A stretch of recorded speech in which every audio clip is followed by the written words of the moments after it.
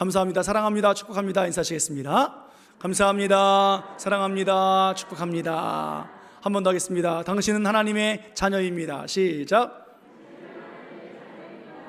예, 할렐루야. 감사합니다. 예. 너무너무 좋습니다. 오늘도 귀한 예배에 함께 동성 여러분들 있음을 환영하고 축복합니다. 하나님이 오늘도 우리와 함께 하시고 우리들의 예배의 주님이심을 믿는 믿음으로 날마다 주님과 살아갈 때 큰 복, 또 하나님께서 원하시는 분복, 원복 받기를 예수님의 이름으로 간절히 축원해 드립니다.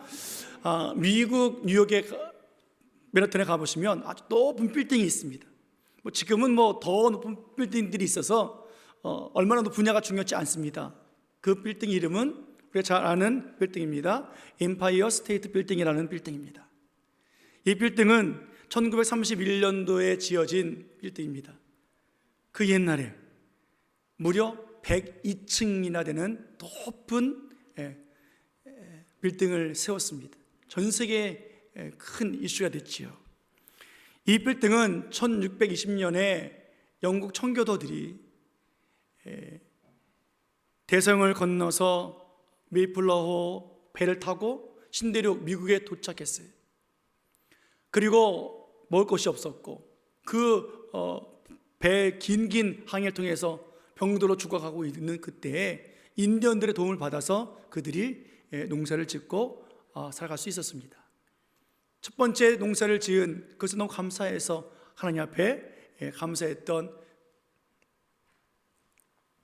그것을 우리가 기억을 하며 또 추수감사들도 지키는 것처럼 이 빌딩이 그렇게 이 나라는, 이 미국은 청교도 신앙을 가진 그 신앙을 기초로 삼은 나라다라는 것을 상징하기 위해서 102명이 그 배를 타고 넘어왔기 때문에 102층이라고 하는 빌딩을 지었다라는 이야기가 있습니다. 그들은 신앙을 기억하자라는 거죠. 하나님을 기억하자라는 거예요. 또 하나 우리가 정말 가깝지만 먼 나라가 있습니다. 사실 나라로 인정하지 않고 있는데요, 북한이지요. 북한에도 아주 높은 빌딩은 아니지만 탑이 하나 있습니다. 주체사상탑이라고 합니다. 이 탑은 화강암으로 쌓았는데 무려 25,550개의 화강암으로 쌓았다고 합니다. 왜 그랬느냐? 김일성이 이 땅에 태어나서 살아간 날들을 계산해 보니까 25,550일이었다는 거예요.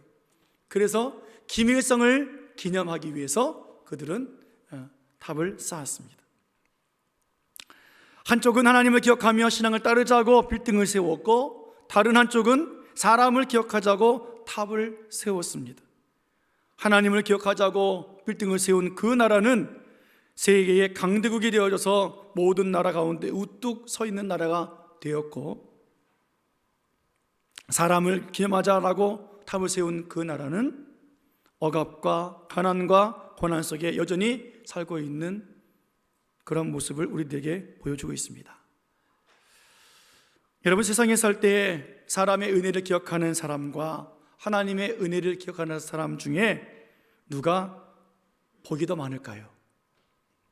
하나님의 은혜를 기억하는 사람일 거예요. 하나님은 우리들에게 분명히 말씀해 주셨습니다. 하나님을 기억하면서 살아라. 하나님을 기억하면서 하나님을 섬기는 자를 하나님은 반드시 기억하시고 그들에게 복을 주신다라고 말씀하셨습니다. 그 복 받기를 예수님의 이름으로 축원해 드립니다. 오늘 우리가 성찬식을 한 것처럼 우리 날마다 예수님을 기억해야 돼요. 날마다 하나님의 은혜를 기억하는 우리들의 모습이 되어야만 합니다. 근데 오늘 본문 말씀 보니까 시편 50편의 말씀이 이스라엘 백성들이 하나님을 기억해야 하는데 하나님을 기억하지 못한 채 살고 있던 삶을 애통해하는 한 내용이 본문의 내용입니다. 우리가 읽은 것은 23절이지만 22절 그 앞에 보면 하나님께서 애통해하는 마음을 보여주고 있습니다.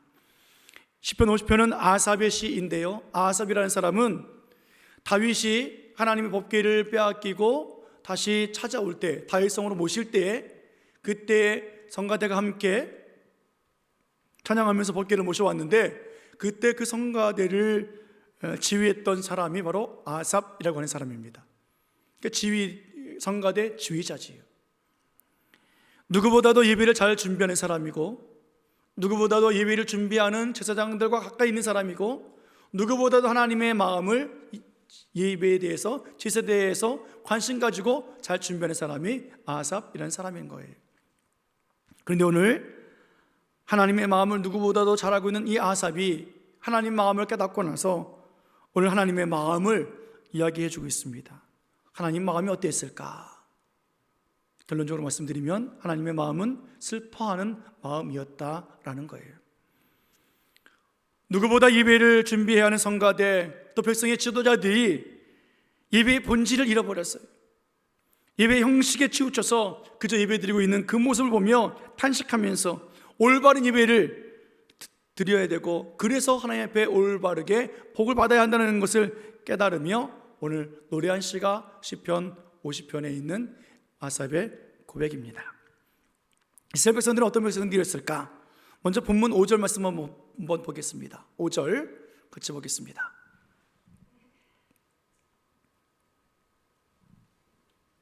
본문 5절 말씀 띄워주세요.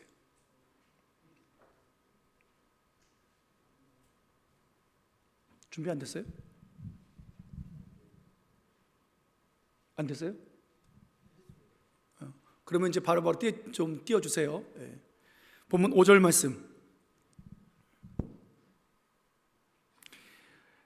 같이 있습니다. 시작. 이르시되 나의 성도들을 내 앞에 모으라. 그들은 제사로 나와 언약한 이들이니라 하시니라. 아멘. 하나님은 성도들을 모으라고 말씀하시는 거예요. 나의 성도들을 내 앞에 모으라. 하나님은 하나님의 택하신 백성들을 잊지 아니하고 하나님께서 기억하고 계시는 거예요. 내 성도들을 내 앞에 모으라. 왜 모으라고 하십니까? 그들은 어떤 사람들이에요? 하나님과 언약을 맺은 사람들이에요. 무엇으로요? 제사로, 예배로, 하나님 앞에 드려짐으로 라는 거예요. 하나님은 그들과 제사로 언약을 맺었기 때문에 오늘 성도들을 불러 모으라 라고 말씀하고 있는 거예요. 그냥 부르는 것이 아니에요. 목적이 있어요. 그들과 제사의 관계를 회복시키시겠다는 거잖아요. 하나님이 세상을 창조하셨습니다. 우리를 창조하셨습니다. 창조하신 목적이 있을 거예요. 그냥 만들지 않았을 거예요. 그 목적이 무엇입니까? 하나님을 영화롭게 하기 위한 거예요. 하나님을 찬송하기 위해서예요. 하나님 예배하기 위해서라고요. 우리를 예수 믿게 하신 이유가 바로 하나님께 예배하게 하기 위해서라는 거예요. 오늘 이스라엘 백성들을 향해서 하나님은 나의 백성들이라 라고 말씀하시며 언약을 맺어 주시며 말씀하신 하나님, 오늘 우리는 예수님을 믿으면서 예수님께 부름받아서 하나님의 자녀가 되었습니다. 하나님의 부르심이란 무엇입니까? 하나님과 언약을 맺었다라는 뜻이에요. 하나님과 언약을 맺은 우리들, 그래서 우리들은 하나님 앞에 예배해야 하는 사람들이에요. 그래서 오늘 예배 잘 나오신 거예요. 옆 사람하고 축복할까요? 예배 잘 나오셨습니다. 시작. 당신은 하나님의 자녀입니다. 시작. 하나님의 자녀라고요. 언약을 맺은 사람, 예배로 언약 맺은 사람들이 하나님의 자녀예요. 오늘 그래서 하나님 앞에 예배해야 합니다. 7절 말씀 보면 내 백성들아 내 백성아 들을지어다 내가 말하리라. 이스라엘아 내가 내게 증언하리라. 나는 하나님 곧 내 하나님이로다. 따라해 볼까요? 나는 하나님 곧 내 하나님이로다. 그리고 하나님은 내 하나님, 나의 하나님이 나의 하나님.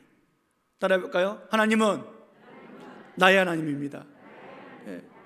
하나님 말씀하셨습니다. 나는 하나님이라 곧 너의 하나님이다. 하나님, 그 하나님은 우리 하나님이 되시는 거예요. 이스라엘의 그 하나님, 한 지역적인 하나님이 아니라 전 세계적으로, 범세계적으로, 우주적으로 하나님은 이 세상의 주인이시고 특별히 우리들을 부르셔서 자녀 삼아 주셨고, 오늘 말씀하시는 것이 나는 하나님 곧 내 하나님이다. 우리의 하나님, 그 하나님 앞에 우리는 오늘도 예배를 드립니다. 그럼 하나님과 관계 맺은 우리들, 예배하는 자들의 자세가 어때야 할까? 14절 말씀 보십시오. 하나님께서 어떻게 예배하라 하시는지 같이 봅니다. 시작. 감사로 하나님께 제사를 드리며 지존하신 이에게 내 소원을 갚으며. 아멘. 어떻게 예배하라고요? 감사로 예배하라. 다시 한번 어떻게 해요? 감사로 예배하라. 감사로 하나님께 제사를 드리며 지존하신 하나님 앞에 내 손을 갚으며. 하나님께서 원하시는 것은 감사하는 예배예요. 감사 없이 드리는 예배 하나님께서 원하지 않는다는 거예요. 오늘 감사하는 마음으로 나왔습니다. 감사하는 마음으로 예물 드렸습니다. 감사하는 마음으로 우리가 오늘 모든 예배 순서를 맡아서 우리가 주님 앞에 드립니다. 감사하는 마음으로 우리가 성찬식을 했습니다. 하나님은 끊임없이 감사를 원하고 계세요. 우리 형편이 어려울지라도 감사해요. 몸에 질병이 있을지라도 감사해요. 우리들의 심경이 아주 죽을 지경이 되었을지라도 감사로 우리는 예배해야 합니다. 그리고 그렇게 서원한 것을 하나님 앞에 갚아드리는 자들이 하나님께서 원하시고 하나님이 언약 맺으신 그런 하나님의 백성들의 모습이라는 거예요. 그런데 우리는 어떻습니까? 살다 보면 감사하지 못할 때가 많잖아요. 마음이 불편해요. 짜증이 나지요. 원망이 나와요. 그리고 인상이 막 찌푸러져요. 말투도 막 거칠어지기 시작합니다. 형편이 어렵고 힘들면 좌절이 나옵니다. 한숨이 나옵니다. 어떻게 그 상황 속에서 감사가 나올 수 있겠습니까? 삶이 고달프면 눈물이 나오지 어떻게 입에서 찬송이 나올 수 있겠습니까? 우리 생활을 한번 돌이켜 보십시오. 감사한 일보다 사실은 감사하지 못할 일이 더 많아요. 웃는 날보다, 즐거운 날보다 불평하고 원망하고 짜증나고 한숨 나오는 날이 더 많은 것이 우리들의 인생이에요. 아니 그렇다면 하나님께서 우리를 사랑해 주신다면, 그래 내가 너를 안다, 내가 너를 기억한다, 그렇게 위로해 주시면 얼마나 좋겠느냐고요. 우리 형편을 좀 알아주시면 얼마나 좋겠느냐고요. 그런데 이렇게 힘들 때마다 하나님은 침묵하고 계시고, 하나님은 나와 멀리 떨어져 있는 마치 하늘에서만 계신 하나님처럼 느껴질 때가 얼마나 많은지 몰라요. 그렇게 우리들의 삶을 살아왔을 거예요. 말로는 하나님은 사랑이십니다, 하나님은 인애가 많으십니다, 하나님은 자비하십니다 라고 말하고 있지만, 내 삶의 영역 속에서 정말 하나님이 사랑이신지 인애가 많으신지 은혜로우신지 자비가 많으신지 나타내 보이는 그런 일들이 너무도 적었던 우리들의 모습이기도 할 거예요. 그럼에도 불구하고 하나님은 우리들에게 말씀하십니다. 예배하는 자가 감사로 예배할지니라. 그거예요. 15절 말씀 보십시오. 하나님께서 우리들에게 약속하신 것이 있습니다. 15절 같이 읽습니다. 시작. 환난 날에 나를 부르라. 내가 너를 건지리니 내가 나를 영화롭게 하리로다. 아멘. 하나님 우리를 버리지 않으셨다는 말씀이에요. 환난 날에 나를 부르라. 내가 너를 건지리라. 아멘. 하나님이 건져주시는 거예요. 여러분, 하나님께서 왜 우리를 건져주실까요? 형편이 불쌍해서 그래요? 안타까워서 그럴까요? 고달픈 인생을 살고 있는 우리가 딱하고 불쌍히 여기고 안타까워서 아이고 건져줘야겠구나 라고 하셔서 하나님 건져주실까요? 아니에요.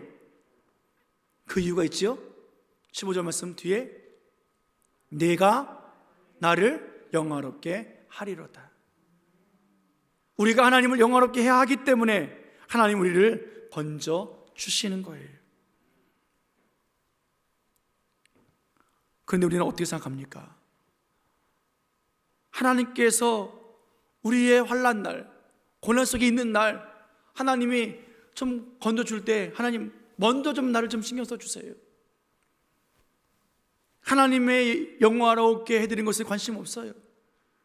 내 환난 날의 문제, 걱정, 의심 이것만 해결해 주시기를 원하고 있지 하나님께 영화롭게 해드릴 수 있는 그 모습은 우린 뒷전에 두고 먼저 내 것부터 해결해달라고 고백하는 것이 우리들의 모습이 아닌가 생각을 해봅니다. 하나님 먼저 가난을 물려주쳐 주십시오. 아픔과 슬픔을 떠나가게 해주십시오. 부유하게 해주십시오. 질병 고쳐주십시오. 관계를 회복시켜 주십시오. 성공하게 해주십시오. 그러면 감사할 수 있습니다 라는 것이 마치 우리들의 기도처럼 말이죠. 아니, 하나님은 우리에게 말씀하십니다. 예배하라, 감사하라, 그리고 하나님께 나오라 라고 말씀하고 있어요. 뭐 형편이 나아졌기 때문에 나오는 것이 아니에요. 모든 성도들아 내 앞에 모이라, 나오라 라고 말씀하고 계신다고요. 그 형편 그대로, 그 모습 그대로 나오기를 하나님 원하고 계시는 거예요. 그리고 하나님 앞에 나올 때 하나님 건져주십니다. 그때 우리들이 해야 할 일은 하나님을 영화롭게 하는 일이에요. 어렵고 힘든 상황, 도대체 이해가 되지 않는 많은 사건들 속에서 하나님을 찾고 감사하는 일, 이거 쉬운 일 아니에요. 아무나 하는 거 아니에요. 하나님을 믿는 사람들만이 할 수 있는 하나님의 놀라운 은혜가 바로 여기에 있어요. 남들은 다 이해가 안 되고 어려운 상황 속에 있을 때 그 문제 속에 갇혀 있지만, 하나님을 믿는 사람들은 하나님 앞에 감사해요. 하나님을 바라봐요. 하나님을 기억합니다. 여러분, 우리가 은혜를 말 많이 하는데, 은혜는 내게 필요한 것들, 내게 유익된 것들이 이루어졌을 때 느끼는 것이 은혜가 아니에요. 아무리 생각해봐도, 아무리 고민을 해봐도 이해가 되지 않고 어떻게 풀 수 없는 상황 속에 있을 때, 그때에도 하나님이 나와 함께 계심을 인정하는 것, 이것이 은혜예요. 그 상황 속에서 감사가 터져 나오는 것, 이것이 놀라운 하나님의 축복이에요. 여러분들은 어떤 하나님을 과연 만나고 계시고 어떤 하나님과 동행하고 계십니까? 사복음서에 나와 있지요. 특별히 누가복음 9장에 보면 한 사건이 나타나고 있는데, 빈 들에서, 넓은 들에서 5,000명, 장정만 5,000명이 모여 있습니다. 아이들과 여인들을 합치면 어마어마한 수가 되겠지요. 그 사람들이 그 들판에서 배고파하고 있어요. 굶주려 있어요. 하루 종일 말씀을 보았습니다. 하루 종일 말씀을 들었습니다. 하루 종일 예배했습니다. 그런데 그렇게 예배하고 그렇게 말씀드린 사람들의 결과가 배고픔이었어요. 굶주림이었다고요. 이 말은 무슨 말입니까? 하나님, 내 평생 하나님만 섬겼습니다. 내가 하나님을 놓치지 않냐고 예배했습니다. 그런데 우리 삶을 돌아보니 여러 가지 필요한 것들만 가득하고, 자녀들은 이것저것 요구합니다. 상황들은 날 점점 힘들게 만듭니다. 나는 가진 것이 없습니다. 그래서 나는 쩔쩔매고 있습니다. 매일매일 살아갈 걱정이 태산입니다 라고 말한 것과 다른 것이 무엇이 있겠느냐고요. 굶주림이에요. 내가 그렇게 헌신하고 내가 그렇게 믿음 생활을 했는데 고작 결과가 굶주림이라고 한다면 감사가 나오겠느냐고요. 나보다 못한 사람들은 나보다 잘 먹고 잘 살아요. 나보다 늦게 시작한 사람들은 무슨 이유인지 사업이 잘 돼요. 번창해요. 나보다 못한 사람들이 취직도 잘 되고 성공도 잘 되는데 나는 고작 여기에 이렇게 머물러 있어요. 무슨 감사가 나오겠냐고요. 원망이 나오고 불평이 나오고 좌절이 나오고 눈물이 나오지 찬송이 나올 수가 없는 상황 아니겠습니까?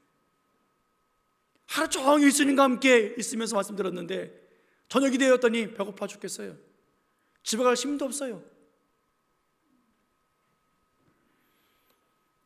그런데 이때 이 상황을 보십시오.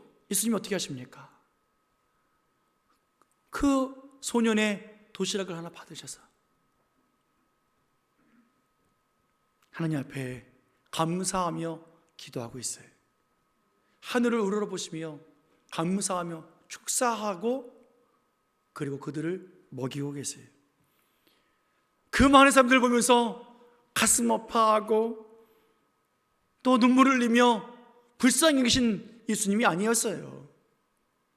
너 힘들지? 너 아프지? 너 굶주렸지? 가난하지? 빚 때문에 쩔쩔매지? 병들었지? 어떻게 하면 좋으냐? 그렇게 하신 분이 아니시라는 거예요. 그들이 굶어서 쩔쩔매고 있어도 우리 예수님은 그 소년의 도시락 가지고 하늘을 우러러 감사 기도 드리시고 축사하시고 어떻게 했습니까? 떼어 주셨어요. 하나님이 5,000명을 먹이셨다고요. 예수님은 제자들에게 나눠주라 말씀하셨습니다. 제자들은 그것을 가지고 떡과 생선을 나누어 주었어요. 하나님이 다 하셨습니다. 여러분, 우리는 그저 우리들의 인생을 살면서 우리가 할 수 있는 것은 한 가지밖에 없어요. 예수님처럼 하늘을 우러러 감사하는 거예요. 배고프십니까? 하늘을 우러러 감사하십시오. 사업에 어렵습니까? 하늘을 우러러 감사하십시오. 인생이 고달프고 질병 때문에 힘드십니까? 감사함으로 하나님 앞에 예배하십시오. 하나님 그걸 원하고 계신다고요. 그리고 나눠주라, 그 우리 나눠주면 되는 거예요. 어떤 사람이 하나님을 영화롭게 하는 사람이라고 말씀하고 있습니까? 본문 분명히 말씀하고 있어요. 23절 말씀 보십시오. 23절. 자, 같이 시작. 감사로 제사를 드리는 자가 나를 영화롭게 하나니 그의 행위를 옳게 하는 자는 내가 하나님의 구원을 보이리라. 아멘. 감사로 예배하는 자가 하나님을 영화롭게 하나니라고 하고 있습니다. 여러분, 다른 것 아니에요. 하나님 앞에 감사로 예배하는 거예요. 상황이 나아졌기 때문에 감사로 하는 것 아닙니다. 삶이 좋아졌고 성공했고 부유해졌기 때문에 병을 고침받았기 때문에 감사하는 것이 아니라 어떤 상황에서든지 감사로 예배하는 자, 그가 하나님을 영화롭게 한다라는 거예요. 왜요? 하나님 백성들은 하나님의 언약 안에서, 하나님과 예배 안에서 제사로 말미암아 언약을 맺은 사람들이기 때문에 그래요. 우리들은 예수님과 예배로 하나를 이룬 사람들이기 때문에 그래요. 오늘 우리가 왜 성찬식을 합니까? 예수님을 기억하면서 예수님이 교회의 머리요 몸 되셨고 우린 지체가 되어져서 예수님과 한 몸 이루었습니다. 예수님의 살을 십자가에 달리시기 전에 매를 맞고 찢기고 수칠당하신 것, 그것이 예수님의 것이 아니라 내 것이었습니다. 내 것을 가져가셨으니 예수님과 나와 하나입니다. 우리들의 모든 죄를 다 담당하시고 십자가를 죽으시고 다 이루었다 하시면서 우리와 하나를 이루신 하나님, 그렇게 관계를 맺으신 하나님, 오늘도 그 관계 안에 예배하고 그 관계 안에 우리가 오늘도 예식을 치렀습니다. 우리는 그 믿음의 고백이 있지 않습니까? 감사로 예배하는 자가 하나님을 영광롭게 하는 사람인 것을 믿기를 축원해 드립니다. 교회 충성하고 봉사하고 헌금 많이 해야 직분 받고 직책 받고 직임을 맡아서 일하는 자가 하나님을 영광롭게 하는 자가 아니라 감사로 예배하는 자가 하나님을 영광롭게 하는 사람이에요. 한번 여러분 질문해 볼까요? 하나님을 영광롭게 하고 계십니까? 자, 시작. 뭐라 그래요? 아유, 저는 부족해서요. 뭐가 부족해요? 전 능력이 없어서. 뭐가 능력이 없어요? 감사가 부족하고 감사가 능력이 없는 거지요. 감사가 부족한 거지요. 다른 무엇이 필요하겠습니까? 감사로 예배하는 자가 하나님을 영화롭게 하나니. 아멘. 여러분 축복하겠습니다. 당신은 하나님을 영화롭게 하는 하나님의 자녀입니다. 시작. 한 번 더 하겠습니다. 당신은 하나님을 영화롭게 하는 예배자입니다. 시작. 아멘. 오늘 하나님께서 우리 들려주신 말씀이 이거 아닙니까? 우리가 여기까지, 오늘까지 오기까지 얼마나 감사거리가 많았습니까? 하나님은 우리를 온전하게 여기까지 인도해 주셨습니다. 고난 중에서도 인도해 주셨고, 죄를 지면서 살 때도 하나님은 우리를 여기까지 인도해 주셨고, 답답하고 어리석은 인생을 살고 있는 우리들을 하나님은 여기까지 인도해 주셨습니다. 언제나 우리와 함께 하신 하나님이십니다. 오늘 감사하는 자, 오늘도 우리들의 감사, 그거 놀라운 감사 아니겠습니까? 매일매일 감사를 통해서 또 우리가 감사의 힘을 드리고, 입술의 감사, 삶의 감사, 또 예배의 감사, 모두 감사가 끊이지 아니하는 우리들의 모습, 오늘도 겸손히 하나님을 높이는 우리들의 모습이 되어야만 합니다. 정말 하나님은 이스라엘 백성들을 칭찬하셨어요. 너희는 정말 예배를 잘 드리는 사람들이다. 8절 말씀 볼까요? 8절. 자, 8절 보겠습니다. 시작. 나는 내 재물 때문에 너를 책망하지는 아니하리니 내 번제가 항상 내 앞에 있음이로다. 아멘. 하나님은 이스라엘 백성들을 칭찬하셨습니다. 내가 널 책망하지 않는다. 특별히 너의 제물 드리는 것에 대해서 책망하지 않겠다. 너의 번제가 항상 내 앞에 있었다. 너희들을 끊지 않고 예배 드렸다. 잘했다라는 거죠. 그런데 오늘 시편 기자 아삽은 이 즐거운 칭찬 앞에 그는 정말 가슴 아파하고 있는 한 장면이 나옵니다.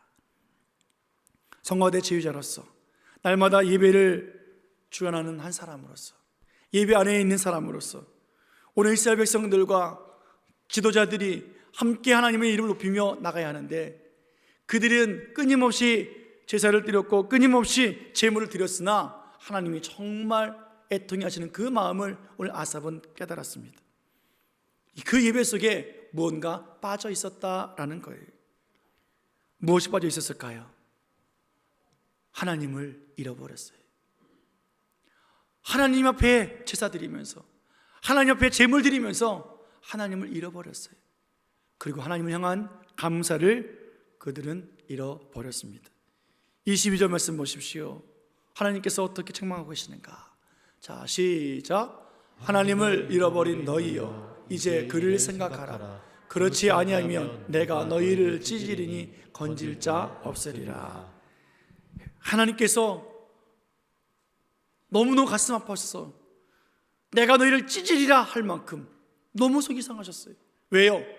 하나님을 잃어버린 백성들이기 때문에 그래요.